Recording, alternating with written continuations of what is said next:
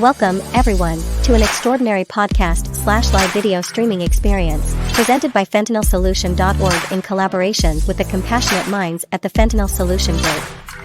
Get ready for engaging conversations, expert insights. Welcome to Fentanyl Solution, advocating for lives, inspiring change. Hello, everyone, and thank you for listening to Fentanyl Solution syndicated podcast and live stream. I'm Janice M. Celeste, your host and president and CEO of FentanylSolution.org and the Fentanyl Solution Group. Fentanyl Solution is based in Orange County, California, but we are a nonprofit organization. I want you to tell all of your followers about the show. Share this link. After all, sharing is caring. The replay will be available for sharing after the broadcast.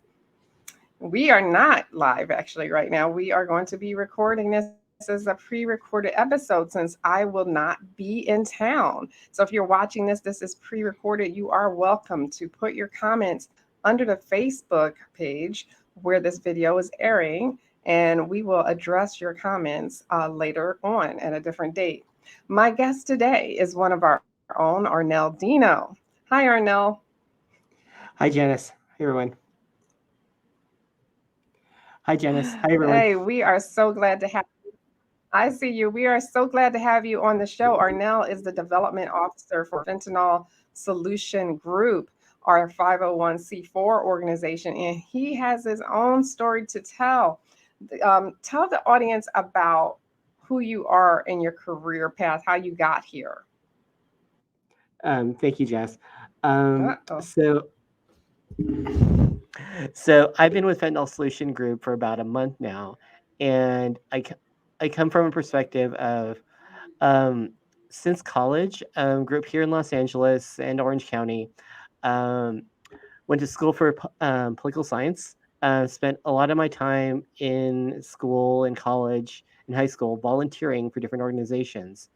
Instead of going to law school, I decided to spend some time in social work, working for different charities, ranging from I worked with the developmentally disabled. I've worked with different organizations addressing drug abuse and prevention, teen pregnancy prevention. I spent some time working with the Filipino World War II veterans.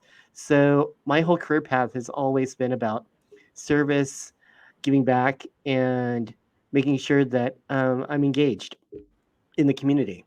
One of my biggest one of my biggest things is I recently actually ran for city council in my home city of Fullerton a couple months ago. I didn't win, but I'm definitely really involved in a lot of different organizations. Wow. How young were you when you first figured out that you wanted to be involved in public service? So my first job out of high school was as a poll worker. When I was 18, my very first job that I was legal to apply for was as a poll worker in my home precinct in Orange County in Fullerton when I was 18. And from there, I learned everything having to do with the election process and voting. Right out of college, my second job was as a census field supervisor. I was the youngest census supervisor when I was like 23, 22. I had a crew of about 200 people, all for the 2000 census. So if you do the math, that's kind of how old I am. No, that's great. It often happens young that you get involved in public service. I started at probably 16 officially. Let me ask you, what would you say to young people who want to get involved in the public service field? What would you say to them? I would say don't be afraid of being involved. I mean, my biggest thing was I was always wanting to give back. I was part of service clubs in college and high school, Key Club, you name it. And at the end of the day, it was kind of my passion to really not stand on the sidelines and get involved. I'm currently serving as a planning commissioner. I've been involved politically and with campaigns. And I think for me, it was never a question as to whether or not I was going to get involved, but how and when, because I was always geared towards that and giving back. Grew up as an only child, wanted to really see how I could really use my talents. Instead of going to law school, I decided to go into nonprofit, and I've been in nonprofit and public service ever since. I think the advice that I would definitely give is if you feel passionate about something, if you really want to give back to your community, be it the environment, be it in our case, drug abuse and prevention, if you're looking at politics, there's a lot of opportunities. And find mentors, find people who will encourage you along the way, who can recommend you for that. In my case, planning commission in the city of Fullerton, or be involved with a particular party or issue like climate or housing.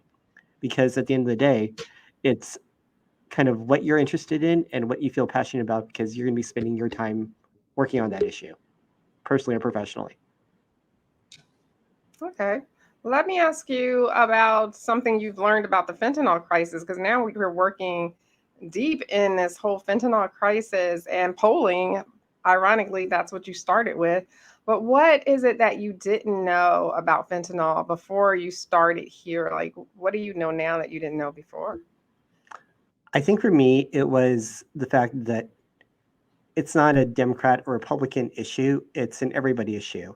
About a month into working for Fentanyl Solution Group, I learned that a little girl that I'd grown up with, who's now in her 30s, her ex had actually passed away from fentanyl poisoning. Same day, same event, I ended up finding out that a friend of mine, her nephew had passed away.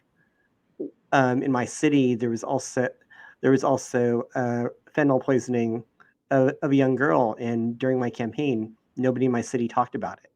So I think the fact that it affects everybody in some way, everyone in some way, shape, or form, is kind of one of the biggest takeaways I've learned from working here. And also the fact that I've been hearing the stories from the parents, and they're heartbreaking, and the fact that even the parents have gone through what they've gone through, and you just feel and empathize and know that you wish you could do something. And I think that's one of the biggest reasons what brings me back every day, is to say, you know what, this is not for me necessarily, but this is for the parents who've gone through something. This is for everybody who could possibly lose somebody. And that's kind of the biggest motivating factor that drives my work. Right. Let me ask you about this. What do you see as the biggest obstacle to organizing major social change? Like, what is the issue? Because it seems like a lot of times in politics, which you work in a lot with Fentanyl Solution, nothing seems to get done. As we know, we're trying to get this poll for drug dealers who kill with fentanyl, which we were trying to get a law passed. Now we had to do a poll, and we're doing a ballot initiative. We can't seem to get anything passed. So, what are some of the biggest obstacles to organizing major social change like what we're trying to do here? I would say, for one, especially in politics, what I've learned is a lot of it is ego, and the how to explain it, the story of, well, I have my own idea of what we should do about this crisis, and it's Mhm. either my way or the highway. And you see that a lot in politics too, where pe- and you laugh. I think one of the biggest things, like, you see in politics, where if it's not my solution, then that other person is wrong. But what I've noticed, and one of the biggest obstacles to social change on an issue such as this, is that it's not so much that either side is wrong. It's in the fact that you want to see what each the merits of each, and try to find some sort of, dare I say, use the word compromise between all the different sides, all the different egos. And it's not about you, it's about getting something done about this issue. And I think the most successful issues that I've been involved with, most successful candidates, they're able to figure out that happy medium between, well, one side wants to do it this way, another side wants to do it another way, but it's about being able to get something done on a given issue, or to convince someone about a particular candidate, or in our case, initiative.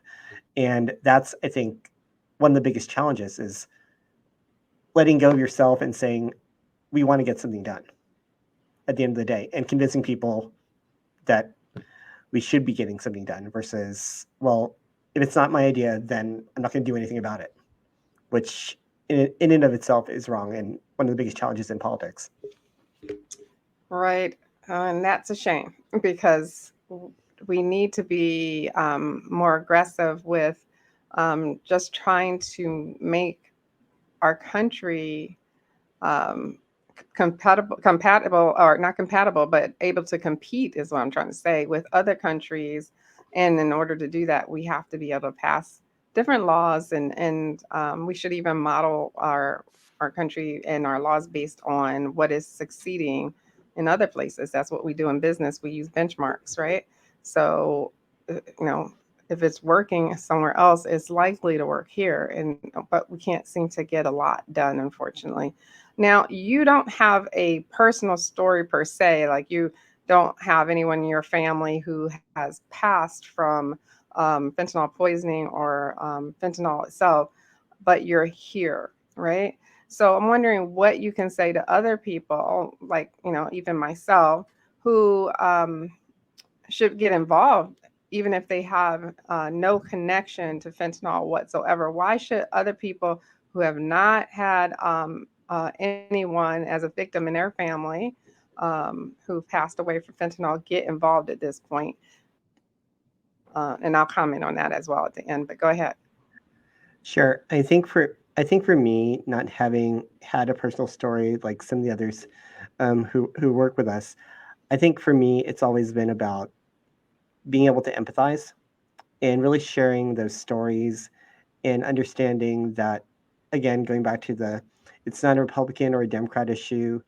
You don't necessarily need a personal story to really empathize with some what I've heard from the families, what I hear on a daily basis.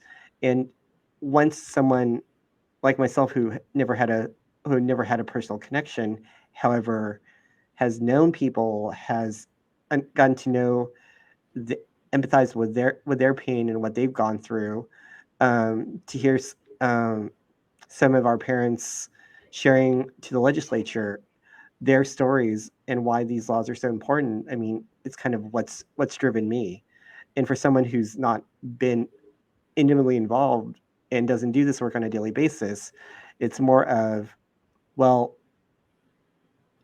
what kind of connection can you make? I mean, it could be your son or daughter, it could be your family member, it could be someone who maybe went to school with your kids or might have grown up down the street from you.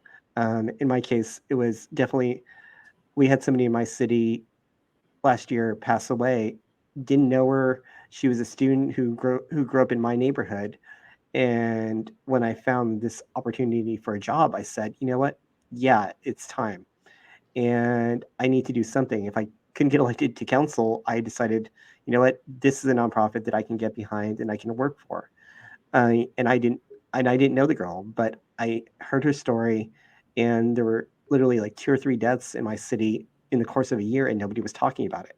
So I think developing that sense of connection, regardless of if you have somebody or not, is crucial to getting people involved, especially with this issue. Okay, yeah, that's really important.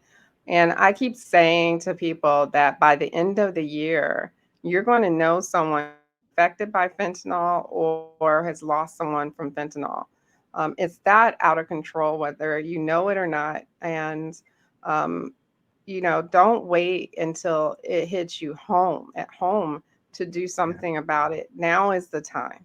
Now is the time to be proactive and to help organizations like ours, Fentanyl Solution Group and fentanylsolution.org, help us to get the word out and to make change to get rid of this horrible poison.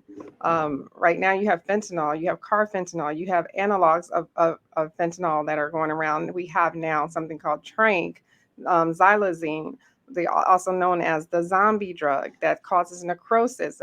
If you inject xylazine, which is cut with fentanyl, and you inject in your body, wherever you inject it can cause very easily and often necrosis where your skin is, starting to rot. And that still doesn't stop someone who's highly addicted because the addiction is so strong. But we have all these things going on and we can get rid of it, but we have to work as one and together.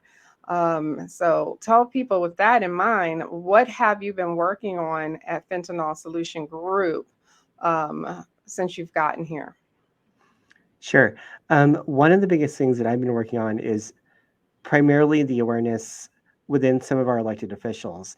I've met personally with a number of our senators. I will have met a lot of the Orange County Board of Supervisors who are talking about mental health issues and issues around substance abuse. I've been looking at different school boards and to see which PTAs would be open to having lunch and learn training um, on Narcan to make sure that they know that Narcan is available and this is how you use it.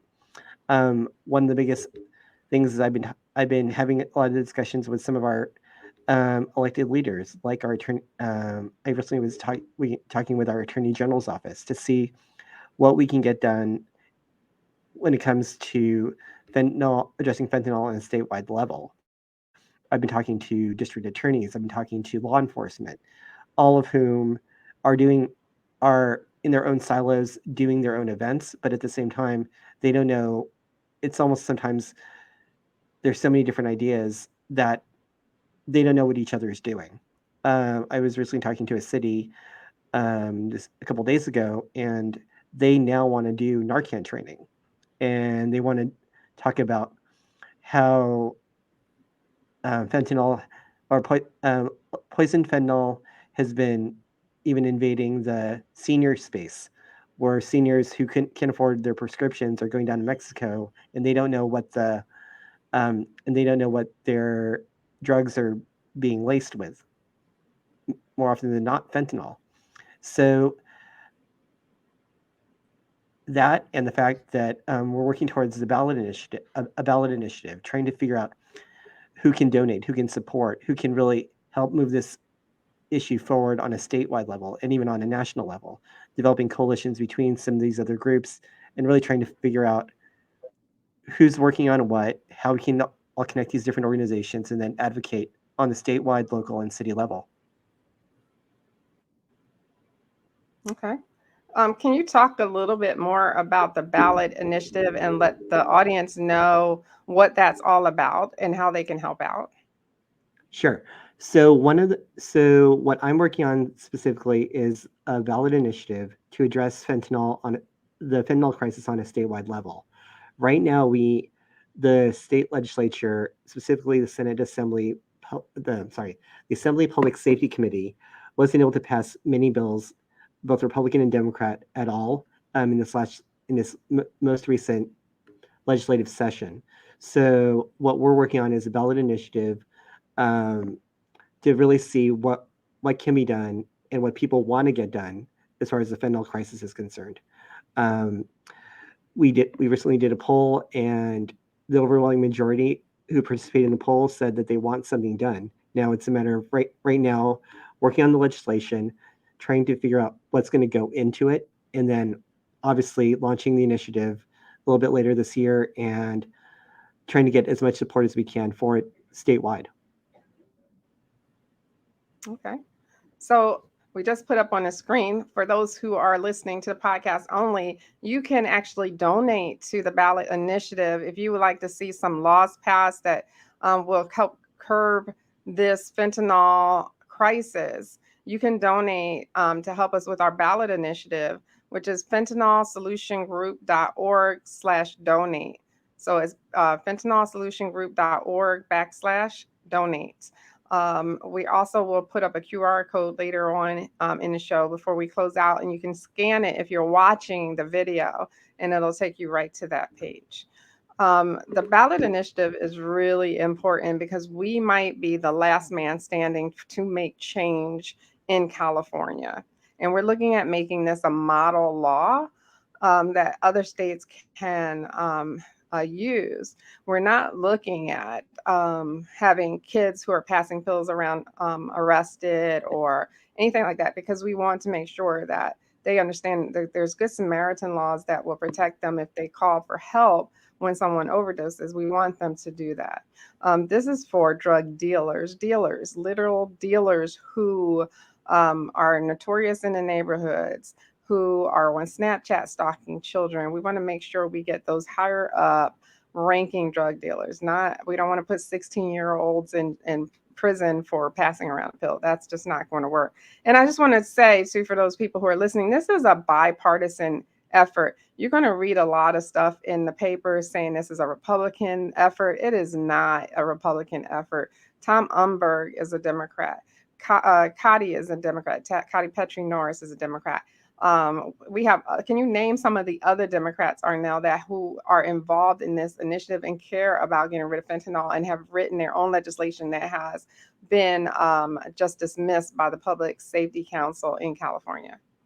Yeah, obviously, Janice has mentioned Senator Umberg and Assemblymember Cotty Petrie Norris. On the Dem side, you have Assemblymember Manshine who represents San Diego, who also has had his own legislation, which I believe was one of the few that actually did pass, to change fentanyl to be a different schedule.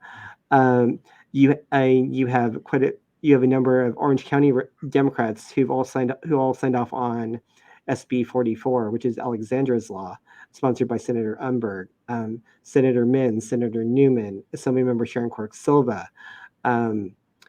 Most of the Orange County Board of Supervisors, Republican, or all of the Orange County Supervisors, Republican and Democrat, have all supported fentanyl legislation. The League of California Cities, who's currently being led by Ali Taj from the city of Artesia, who's a Democrat. So you've got a lot of people statewide who really want to find some common sense solutions. Senator, I believe, Assemblymember Haney from up north is chairing the the Assembly Select Committee on Opioid Reform.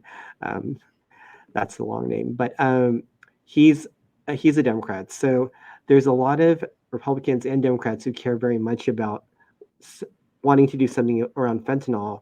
It's just certain members of the legislature are acting almost like a backstop when it comes to this issue, and that's one of the biggest reasons why we're trying to push for this ballot initiative. And why is that, Arnel? What are you hearing from people like at the Public Safety Committee? Why are they not passing these laws that make common sense? Because Alexandra's law is an admonition, which means if you're caught with fentanyl selling it, you get a warning that if you go out and keep selling this and you kill someone next time, you will go to prison for murder. You would be tried at least for murder. And that seems very generous and like a bill that, it gives you a warning. So it seems like it is common sense. But that couldn't even pass after several attempts. And now we have Diane Dixon, who is a Republican, trying to get a constitutional amendment for this particular issue. Now, what other arguments do they have at the Public Safety Committee about this? Well, not speaking for Assemblymember Joan Sawyer, or representing his office, but I know that the idea of whether or not this is going to trigger another war on drugs, whether or not this is going to lead to more Black and brown people being incarcerated. And I think it's a valid argument. However, at the same time, if you have this many Republicans and Democrats and people within the state of California who want to get something done, then maybe those legislators should be listening. And for me, I go back to it's not a Republican or Democrat issue, it's an everybody issue. And I think the overwhelming amount of people that I've talked to, even in just the month and a half that I've been here, want to get something done. And it's one of those things where either you lead, follow, or you get out of the way. And hopefully sooner rather than later, certain folks might just get out of the way. Um, as the saying goes, and from my understanding, one of them might actually be getting out of the way pretty soon. So again, that's my 2 cents. I mean, intellectually and full disclosure, yes, I am a Democrat. That I do see what they're saying. However, this is a drug that's killing folks exponentially. This is nothing like when we grew up. That war on drugs. This is nothing like it, and it's something that we do need to get something done sooner, as soon as possible. Right. As they procrastinate on doing something, Yeah. this is getting further out of control. The numbers are growing exponentially as it's being cut with other new drugs like xylazine. We're starting to see what I call the zombie apocalypse, since they call it Yeah. the zombie drugs. I saw a video of Kensington, Philadelphia, and it was like a good 100 people just like zoned out on xylazine and fentanyl. You could tell, like, and they were just hovering and animated, like suspension, like suspended animation, just and rocking back and forth and nodding out. And it reminded me of the movies, like the zombie Yeah. apocalypse, and the same thing's happening in San Francisco. It's coming to a neighborhood near you if we don't take care of this. And this is not an us and them situation. No matter what you hear, they say in the newspapers, this crosses all economic boundaries. It's from the affluent to the homeless. It's affecting every single group, race, everything. It's going across all the lines. So if you start hearing rhetoric like, "Oh, it's not going to affect the Republican neighborhoods," yes, it is. It actually affected them probably first because you had to have money for your child to get have the internet to get on Snapchat, right? And they had to have money to Yeah. buy the drugs, and usually that's done on some sort of electronic like app, like Cash App, or on Snapchat itself. And then they had to have it delivered. And unfortunately, it gets delivered by food delivery services that you use every day to order food from, because they're taking it from point A to point B without even knowing it most of the time. So we have a problem. We have a problem. Within less time than your child can order a cheeseburger online on an app, they can have a dangerous, lethal drug in their hands, and you wouldn't even know it, parents, until you wake up the next morning looking for your child and they're dead in their room. Parents are finding this as a rinse and repeat situation across the United States. They're finding their kids in their room because the kid's not going to tell you or take the pill in front of you. They're going to take it before they go to bed. They're going to take it in their room, and it's instant death. By the time you find them, there's no time usually to use Narcan unless you just happen to go up into their room for some reason and you catch it in time, which is very unlikely. So know that if your child tells you that they are having a problem with pills, don't just get them in rehab. Tell them they can't more, because it can be lethal. It might not be their first time, or it could be their first time they ever took a pill. It might be their seventh or eighth time, but it's what we call pill roulette. Okay, so you have to make sure you're proactive with that. Um, this is a situation that is sad, because whether or not our poll um, becomes law that people vote on in the presidential election, or something else happens that maybe a politician can push something through, so many people will have died between now and then, before we can even get a law on the ballot. Now, the Public Safety Committee seems to have a strong will to promote only harm reduction strategies, as also the governor, which is a great thing. We need some harm reduction in there, but that's not the only thing we need to do. So, um, why is it that you think, is it because of the war on drugs that they're concentrating mainly on harm reduction? Yeah, I mean, I definitely think so. I mean, one of the challenges of being in California is that we are a democratic state, and a lot of us from the South aren't necessarily as liberal or as progressive as some of our friends from the North. on at least on the Democratic side. And I think that taking a lot of those lessons from the war on drugs and understanding the plight of Black and Brown people, I think that's plays a lot into those discussions. I mean, especially amongst our Assembly and Senate, where there's, I mean, it's majority Democrat on both aisles. So whether or not anything could get done, I mean, I was just one of the first issues that I found when I got started was, I believe the state of Colorado combined sentencing with harm reduction, and they got both sides of the aisle to agree to pass a very good fentanyl law. Now, will that happen in California? We'll see what happens with this initiative. And I mean, I agree with you. And I think one of the biggest things is we've got to be able to do something. And if the legislature is going to go back and forth the way that it has been, I mean, it's about time to take it to the people. I mean, and to just kind of piggyback to what you just said about the different stories. I mean, the girl they had an interview with her mom, the girl in Fullerton, and one of the things, she was a first timer. She ended up going to a party. It was literally her first time taking drugs. She took a pill that unknowingly was laced with fentanyl, and she came home having taken it. Her little sister found her, and she never woke up. And I think that's when it comes to harm reduction.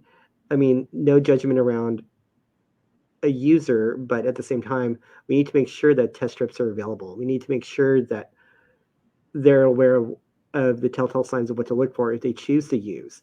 And I think that's a big part to harm reduction is they want people to be safe.